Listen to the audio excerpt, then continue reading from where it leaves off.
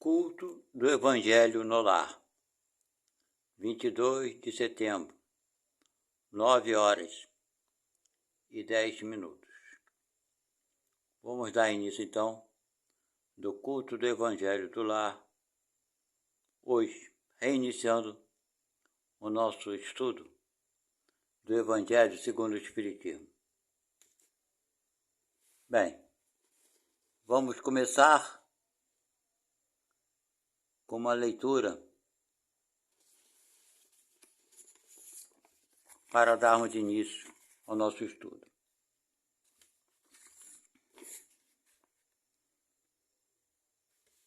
Cujo texto é Fermento Velho.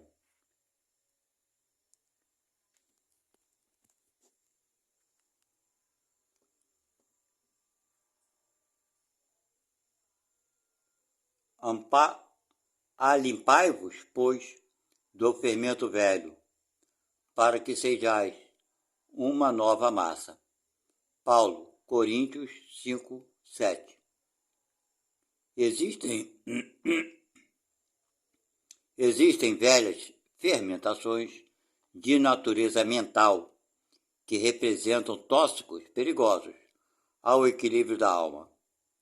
Muito comum observarmos companheiros ansiosos por íntima identificação com o pretérito, na teia de passadas reencarnações. Acontece, porém, que a maioria dos encarnados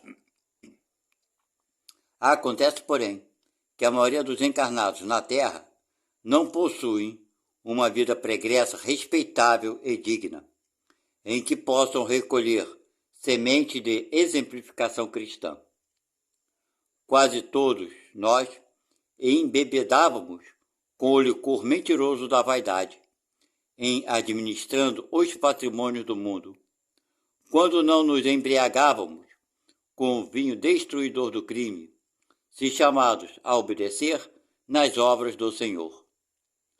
Quem possua forças e luzes para conhecer experiências fracassadas, compreendendo a própria inferioridade, talvez aproveite algo de útil, relendo páginas vivas que se foram.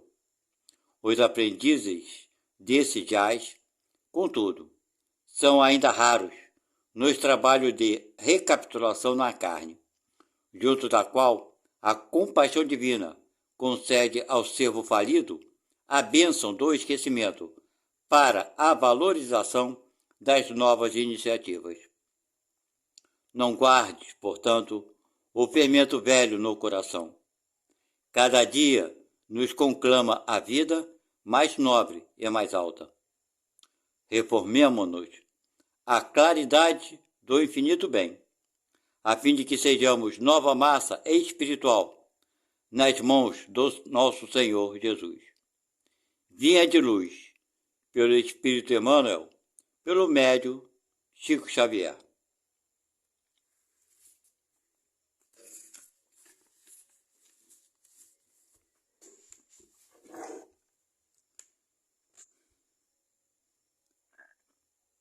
Deus nosso Pai.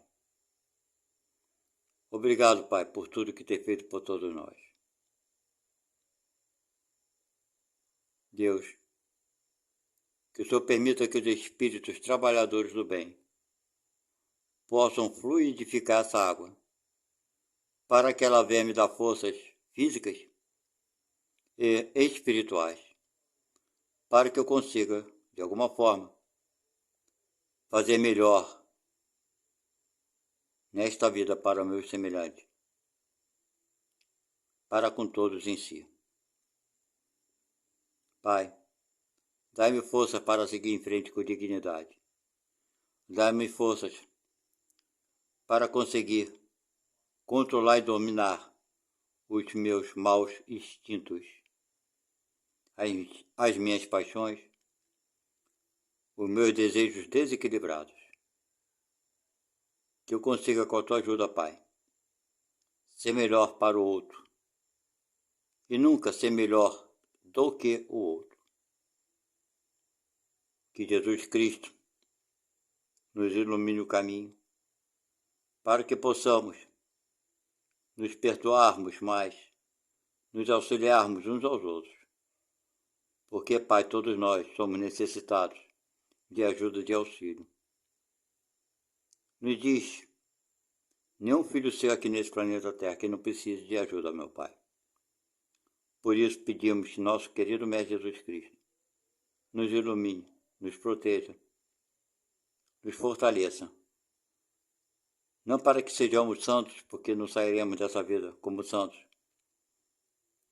mas para que consigamos sermos mais úteis aonde quer que estejamos.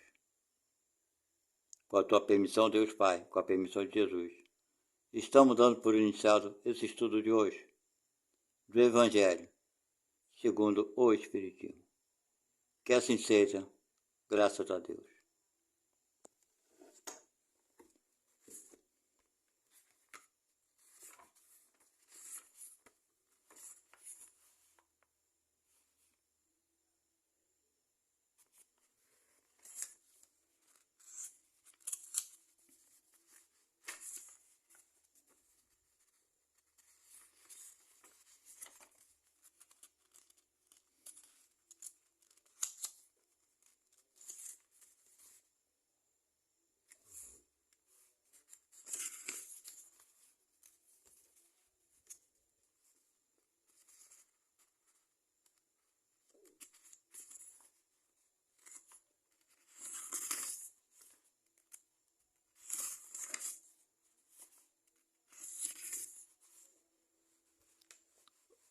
Capítulo 1.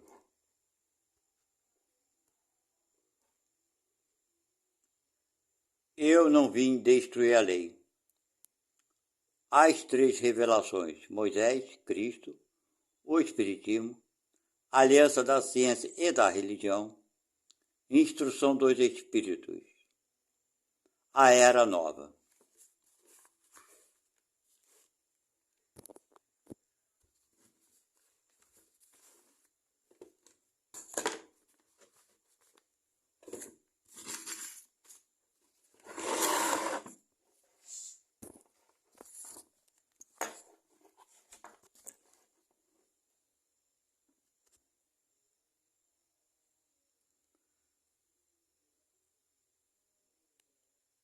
Não penseis que vim destruir a lei ou os profetas. Eu não vim destruí-los, mas dar-lhes cumprimento, porque eu vos digo em verdade, que o céu e a terra não passarão, antes que tudo o que está na lei seja cumprido perfeitamente.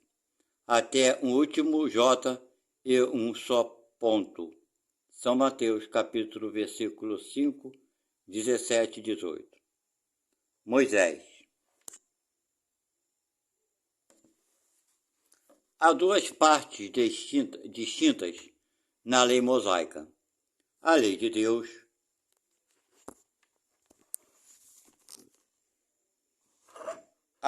promulgada no Monte Sinai, e a lei civil ou disciplinar, estabelecida por Moisés. Uma é invariável, a outra, apropriada aos costumes e ao caráter do povo, se modifica com o tempo. A lei de Deus está formulada nos 10 mandamentos seguintes. Eu sou o Senhor vosso Deus, que vos tirei do Egito, da casa da servidão. Não tereis outros deuses estrangeiros diante de mim. Não fareis imagens talhadas, nem nenhuma figura de tudo que está no alto, no céu e embaixo, na terra, nem tudo que está nas águas sobre a terra. Não os adorareis, nem lhes rendereis culto soberano. Número 2. Não tomeis em vão o nome do Senhor vosso Deus. Número 3. Lembrai-vos de santificar o dia de sábado. Número 4. Honrai o vosso pai e a vossa mãe, a fim de viverdes longo tempo sobre a terra, que o vosso Senhor Deus vos dará. Número 5. Não matarás. Número 6. Não cometereis adultério. Número 7. Não furtareis. Número 8. Não prestareis falso testemunho contra o vosso próximo.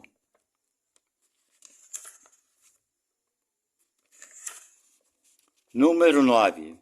Não desejareis a mulher do vosso próximo. Número 10. Número 10. Não desejareis a casa do vosso próximo, nem seu servidor, nem sua serva, nem seu boi, nem seu asno, nem nenhuma de todas as coisas que lhe pertencem. Esta lei é de todos os tempos e de todos os países, e tem por isso mesmo um caráter divino. Todas as outras são leis estabelecidas por Moisés, obrigado a manter, pelo temor, um povo naturalmente turbulento e indisciplinado, no qual tinha que combater os abusos enraizados e os preconceitos hauridos na servidão do Egito. Para dar autoridade às suas leis, ele deveu atribuir-lhes origem divina, assim como fizeram todos os legisladores de povos primitivos. A autoridade do homem deveria se apoiar sobre a autoridade de Deus, mas só a ideia de um Deus terrível poderia impressionar homens ignorantes, nos quais o senso moral e os sentimentos de uma delicada justiça eram ainda pouco desenvolvidos. É bem evidente que aquele que tinha colocado em seus mandamentos,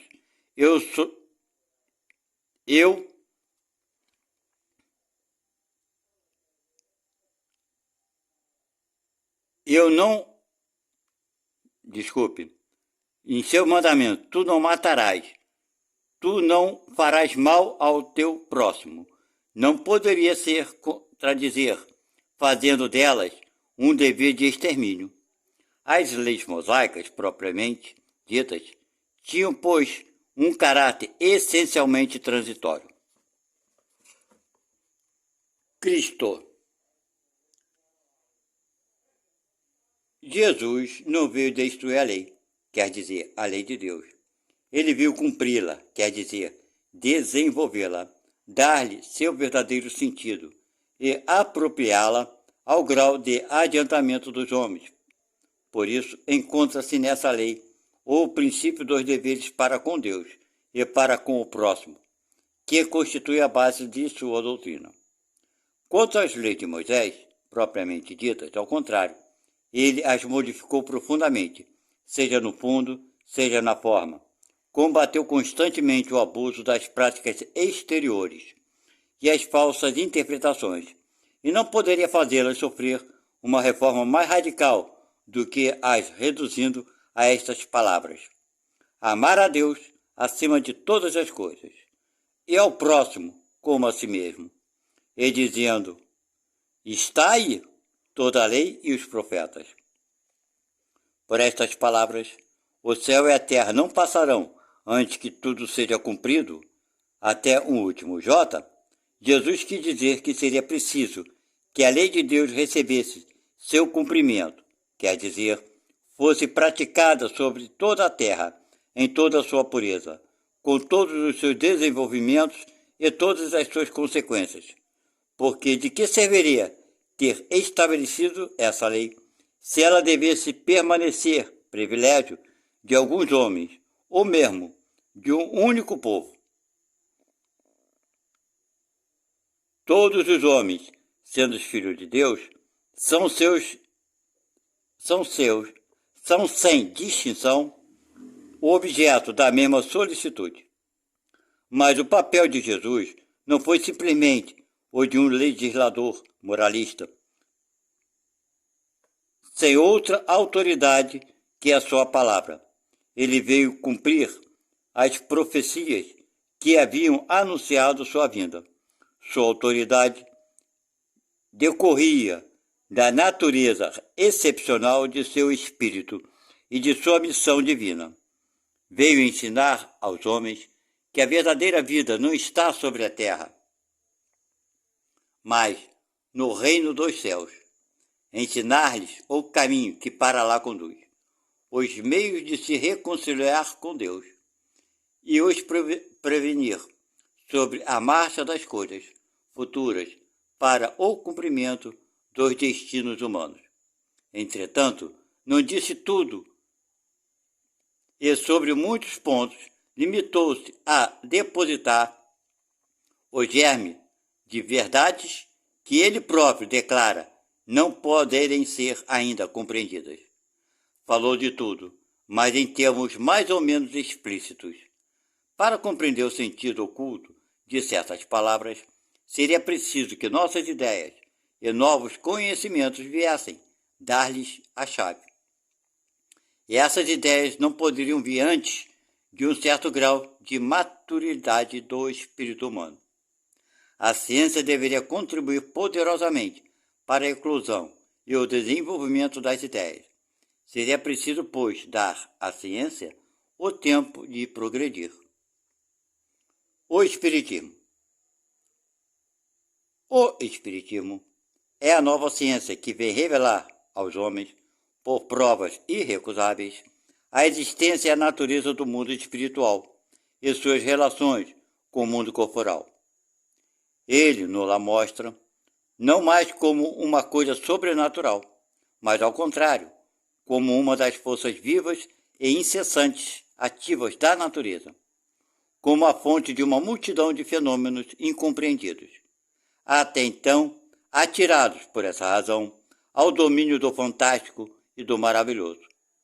É a essas relações que o Cristo faz alusão, em muitas circunstâncias, e é por isso que muitas coisas que ele disse permaneceram ininteligíveis ou foram falsamente interpretadas. O Espiritismo é a chave, com a ajuda da qual tudo se explica com facilidade. A lei do Antigo Testamento está personificada em Moisés. A do Novo Testamento está personificada no Cristo. O Espiritismo é a terceira revelação da lei de Deus, mas não está personificada em nenhum indivíduo, porque ele é o produto de ensinamento dado não por um homem, mas pelos Espíritos, que são as vozes do céu, sobre todos os pontos da terra e por uma multidão inumeráveis de intermediários. É, de alguma sorte, um ser coletivo, compreendendo o conjunto dos seres do mundo espiritual, vindo cada um trazer aos homens o tributo das suas luzes para fazê-los conhecer esse mundo e a sorte que nele os espera. Da mesma forma que o Cristo disse, eu não vim destruir a lei, mas dar-lhe cumprimento, o Espiritismo diz igualmente, eu não vim destruir a lei cristã, mas cumpri-la. Ele não ensina nada de contrário ao que Cristo ensinou, mas desenvolve, completa e explica, em termos claros, para todo mundo, o que não foi dito senão, sob a forma alegórica, vem cumprir nos tempos preditos o que o Cristo anunciou, e preparar o cumprimento das coisas futuras. É, pois, obra do Cristo que o preside, como igualmente anunciou, a regeneração que se opera e prepara o reino de Deus sobre a terra.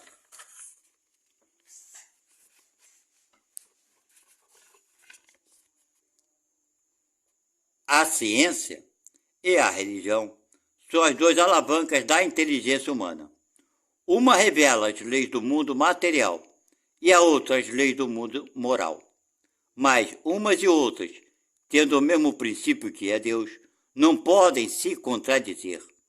Se elas são a negação uma da outra, uma necessariamente é errada e a outra certa, porque Deus não pode querer destruir sua própria obra. A incompatibilidade que se acredita haver entre essas duas ordens de ideias prende-se a um defeito de observação e a muito de exclusivismo de uma parte e de outra. Daí, um conflito de onde nasceram a incredulidade e a intolerância. Os tempos são chegados em que os ensinamentos do Cristo devem receber seu cumprimento, em que o véu lançado propositadamente sobre algumas partes desse ensinamento deve ser levantado, em que a ciência, deixando de ser exclusivamente materialista, deve inteirar-se do elemento espiritual, e em que a religião, cessando de menosprezar as leis orgânicas e imutáveis da matéria, essas duas forças, apoiando-se uma sobre a outra e andando juntas, se prestarão um mútuo apoio. Então a religião, não recebendo mais o desmentido da ciência, adquirirá uma força inabalável, porque estará de acordo com a razão, e não se lhe poderá opor à irresistível lógica dos fatos. A ciência e a religião não puderam se entender até hoje, porque cada uma, examinando as coisas sob seu ponto de vista exclusivo, repeliam-se mutuamente. Seria preciso alguma coisa para preencher o vazio que as separava, um traço de união que as aproximasse. Esse traço de união está no conhecimento das leis que regem o mundo espiritual e suas relações com o mundo corporal. Leis tão imutáveis como as que regem o movimento dos astros e a existência dos seres. Essas relações, uma vez constatadas pela experiência, uma luz nova se fez. A fé se dirigiu à razão. A razão não encontrou nada de ilógico na fé, e o materialismo foi vencido. Mas nisso, como em todas as coisas, há pessoas que permanecem para trás, até que sejam arrastadas pelo movimento geral, que as esmagará, se quiserem resistir, em lugar de a ele se abandonarem. É toda uma revolução moral que se opera neste momento e trabalha os espíritos. Depois de elaborada durante mais de 18 séculos, ela se aproxima do seu cumprimento e vai marcar uma era nova na humanidade. As consequências dessas revoluções são fáceis de prever e devem trazer nas relações sociais inevitáveis modificações, às quais não está no poder de ninguém se opor, porque estão nos desígnios de Deus e resultam da lei do progresso, que é uma lei de Deus.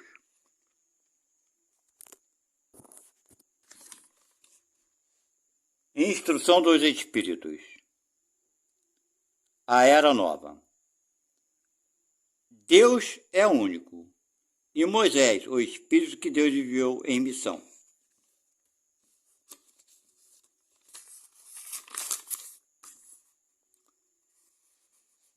Deus é único, e Moisés, o Espírito que Deus enviou em missão, para o fazer conhecer não somente aos hebreus, mas ainda aos povos pagãos. O povo hebreu foi instrumento de que Deus se serviu para fazer sua revelação por Moisés e pelos profetas. E as vicissitudes desse povo eram destinadas a impressionar os olhos e fazer cair o véu que escondia a divindade aos homens. Os mandamentos de Deus dados por Moisés trazem o germe da mais ampla moral cristã. Os comentários da Bíblia lhe limitavam o sentido, porque, postos em prática em toda a sua pureza, ela não teria sido então compreendida. Mas nem por isso os 10 mandamentos de Deus deixaram de permanecer como frontispício brilhante, como farol que deveria iluminar a humanidade no caminho que haveria de percorrer. A moral ensinada por Moisés era apropriada ao estado de adiantamento no qual se encontravam os povos que ela foi chamada a regenerar. E esses povos semi-selvagens, quanto ao aperfeiçoamento de sua alma, não teriam compreendido que se pode adorar a Deus de outro modo que pelos holocaustos, nem que se precisasse perdoar a um inimigo. Sua inteligência, notável do ponto de vista da matéria, e mesmo sob das artes e das ciências, era muito atrasada em moralidade, e não se teriam convertido sob o império de uma religião inteiramente espiritual. Era-lhes preciso uma representação semimaterial, tal qual lhes oferecia então a religião hebraica. Assim, os holocaustos falavam aos seus sentidos, enquanto que a ideia de Deus falava ao seu espírito.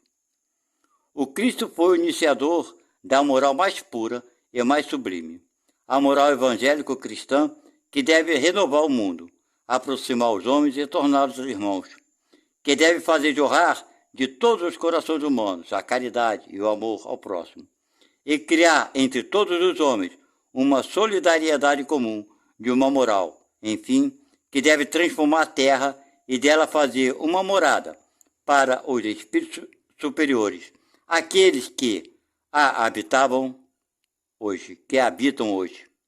É a lei do progresso a qual a natureza está submetida, que se cumpre, e o espiritismo é a alavanca da qual Deus se serve para fazer avançar a humanidade. São chegados os tempos em que as ideias morais devem se desenvolver para cumprir os progressos que estão nos desígnios de Deus. Elas devem seguir o mesmo caminho que as ideias de liberdade percorreram e que delas eram precursoras. Mas não é preciso crer que esse desenvolvimento se fará sem lutas, não. Elas têm necessidade para atingir a maturidade de abalos e de discussões, a fim de que atraiam a atenção das massas. Uma vez fixada a atenção, a beleza e a santidade da moral impressionarão os espíritos, e eles se interessarão por uma ciência que lhes dá a chave da vida futura e lhes abre as portas da felicidade eterna. Foi Moisés quem abriu o caminho. Jesus continua a obra, e o Espiritismo a arrematará. Um espírito israelita, Mannhausen, 1861. Bem, amigos, aqui vamos terminando essa parte de estudo de hoje. O início do Evangelho segundo o Espiritismo, e que vem claramente explicando, né, as leis de Deus, que são os 10 mandamentos enviados a Moisés, e que Moisés, para deter aquele povo que era bem ignorante na época, se utilizou muito do nome de Deus para poder controlar aquele povo. Então Moisés criou suas leis. Porém, Jesus veio depois e ele sofreu muito pelas leis que Moisés criou. Que tudo que Jesus falava, o pessoal na época confrontava Jesus, perguntando se Jesus estava indo contra as leis de Moisés, que eram ditas as leis de Deus. E Jesus sempre tinha que falar que ele não veio destruir aquela lei que já existia. Porque se falasse isso, ele estava crucificado no primeiro momento. Ele veio dar cumprimento, ele falou, vim dar cumprimento. Ou seja, agir dentro daquelas leis que já existiam. Foi uma época para Jesus Cristo muito difícil. Bem, nós espíritas hoje estamos estudando isso, a doutrina espírita. Não vamos nos esquecer de uma coisa que eu falo bastante aqui, que nós não estávamos naquela época aqui no planeta Terra. Quem sabe onde estávamos, naquela época, há 2020 anos atrás, nem faz muito tempo assim, mas quem sabe onde estávamos, né? Naquela época existiam 360 milhões de habitantes no planeta Terra, e hoje contam com 9 bilhões. Se nós sabemos que espírito é uma coisa e corpo é outra, é claro que esse aumento da população humana, né, se fez pelo acasalamento, né, pelas uniões entre homem e mulher, pela reprodução humana. Isso é natural, é a coisa mais simples de se explicar. Porém, o espírito não. Jesus mesmo disse que o corpo procede do corpo, mas o espírito não procede do espírito. Ele não sabe de onde veio, nem para onde vai. Não é verdade? Então somos nós, esses espíritos. Viemos habitar os corpos que os humanos, né, no seu ato sexual, reproduzem. Agora, de onde viemos, nós não sabemos. Certo? Não temos certeza de qual planeta viemos. Com certeza cada um de nós viemos de diversos planetas diferentes. Mas esse ensinamento que Jesus deu para aquele povo, não foi só para aquele povo, para aquelas pessoas que estavam ali próximo dele, né? Mas para todos aqueles que viriam depois, posteriormente, que somos nós, né? Nós não estávamos naquela época, naquele momento, Quem sabe qual planeta que habitávamos, quando a gente desencarnar, iremos saber. Mas serve para a gente até hoje, para a gente dominar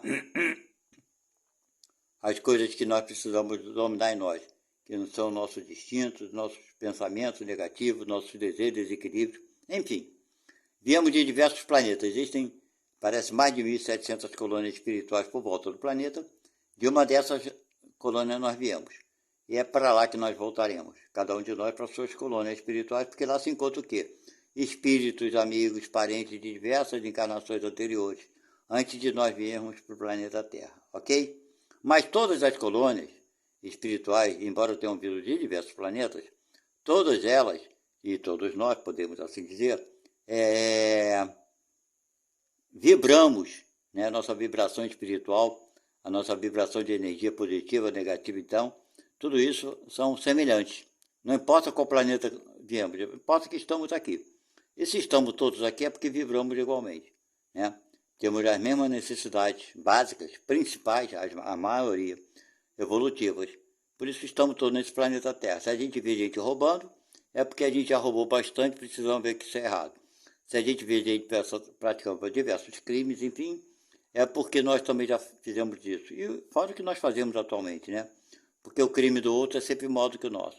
Esse que é o problema. Nossos erros, nós somos permissíveis, né, com nossos erros. Nós temos desculpas e justificativa para os nossos erros. Porém, não agimos assim referente ao erro do nosso semelhante. Né? Queremos julgar, condenar e etc. E tal. Talvez isso para nos sentirmos seres melhores do que eles. Mas na verdade não somos melhores do que ninguém. Nós podemos, se a gente quiser, se nós quisermos nos compararmos a sermos melhor do que alguém, vamos nos compararmos com nós mesmos no dia de ontem. Né? Hoje, eu me comparando comigo ontem.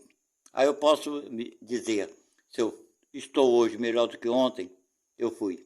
Ok? Mas comparar com o próximo é a coisa mais desnecessária, imprópria, enfim, não ajuda a gente a nada. Até pelo contrário, piora a nossa situação, que a gente sempre vai se achar um pouco melhor do que o outro. Esse é um grande problema para todos nós. Então, irmãos, vamos encerrar nosso estudo de hoje. Espero que a gente consiga, com a ajuda de Deus, dos espíritos trabalhadores do bem, vencer nossas dificuldades, superar nossas dificuldades, para podermos ser mais úteis, dando um pouquinho, né, de nós mesmos para o universo, porque o universo dá muito para cada um de nós.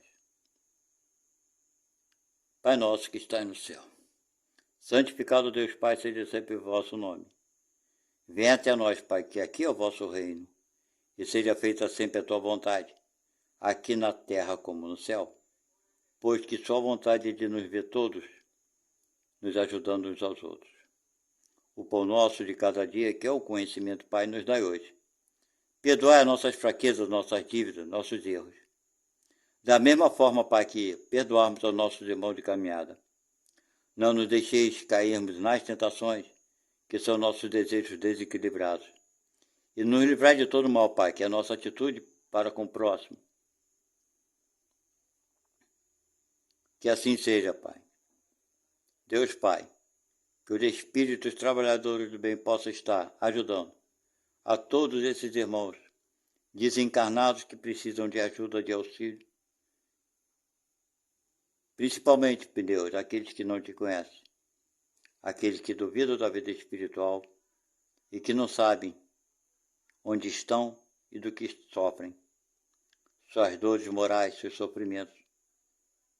Que os espíritos trabalhadores do bem possam ajudar cada irmão desse, meu Pai. Pai, peço ao Senhor, Pai, que permita também que os espíritos trabalhadores do bem estejam ao lado desses irmãos que fizeram parte da minha vida atual, que se encontram agora na vida espiritual. São meus parentes, meus avós, meus pais, meus tios, meus primos, meus colegas, meus amores, meus professores, meus alunos, meus patrões, meus empregados. Enfim, meu Pai, todos aqueles que fizeram parte da minha vida atual. Pois, meu Pai, que eles saibam que eles me ajudaram muito mais do que eles possam imaginar. Eles não têm a menor noção, meu Pai.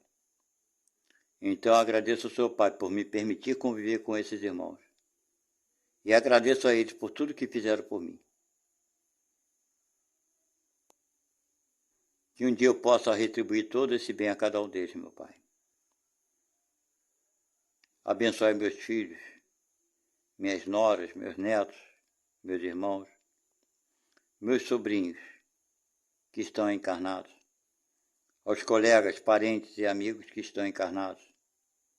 Dai forças, Pai, para que eles consigam superar suas próprias necessidades, terem mais paz e felicidade nesta vida e conseguirem alcançar um degrau na escala evolutiva que os aguarda. Pai, te peço perdão pelos meus erros, pelos meus crimes, e peço forças para que eu não venha cometê-los novamente. Que meus irmãos com que eu cometi os erros, tanto dessa vida quanto das vidas pretéritas, possam me perdoar. Que eu consiga, Deus Pai, com a tua ajuda, com a tua força, fazer o bem a cada um desses irmãos. Proteger e abençoar todos esses irmãos que ainda sofrem aqui na terra. Dai força para cada um deles, para as crianças, para os idosos, para aqueles que vivem na rua sem ter o que comer. Iluminar a cabeça dos grandes e poderosos, esses que estão provocando a guerra, que eles reflitam sobre o crime que estão praticando e façam algum tipo de acordo para acabar com essa guerra.